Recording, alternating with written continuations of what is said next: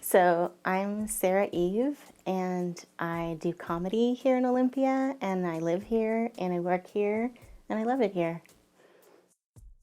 Another thing that's great about living in Olympia is the contrast between where I grew up and here, in terms of materialism, superficiality, the importance of status symbols. It's not that there aren't status symbols here, they're maybe a little more subtle, but people here are not necessarily as interested in showing off. And another way that that translates is into how people can look different. They can take on different hairstyles, different body types, different genders than the ones that they started out with. And it really feels very comfortable. So even though I still struggle with body image to a degree, I think that living in Olympia makes me feel like it doesn't really matter all that much, in the sense of if something happened, I got some condition that caused me to lose a tremendous amount of weight, I'd still be the same person, I'd still be interacted with in the same way.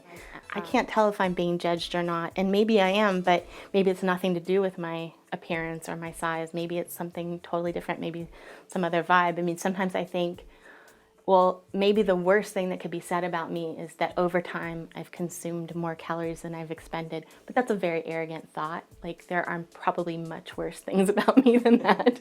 The idea that that would be the worst thing, that's kind of, an arrogant way of looking at it. So I feel very fortunate to have been grounded in a tradition and a family that didn't have a lot of shame around bodies. So even though I might have felt self-conscious about my weight or my size, I didn't feel self-conscious about just having a body or being a sexual person.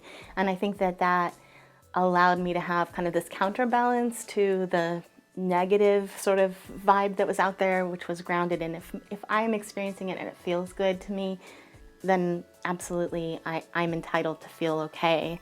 So I think that sometimes people struggle more when they don't have that as a foundation, either because of religion or culture, or they didn't have good role models for that. I didn't necessarily have the best role models for that, but I feel like I came into adulthood at a time when things were really shifting in that way, and I could start to find cute clothes, and I didn't have to feel like I was just barred from being able to be seen as a sexual attractive being. So I feel really lucky about that, but it's been a long journey. There is definitely something about being in Olympia that makes it easier, though, even though, this exists in some larger context. I think that seeing people be just super free with whether it's tattoos or piercings, or how what they do with hair, what people do with clothes, it just says that there's almost this sort of anything goes vibe that frees things up and makes for the possibility of liking oneself, that's just kind of different than other places that I've been.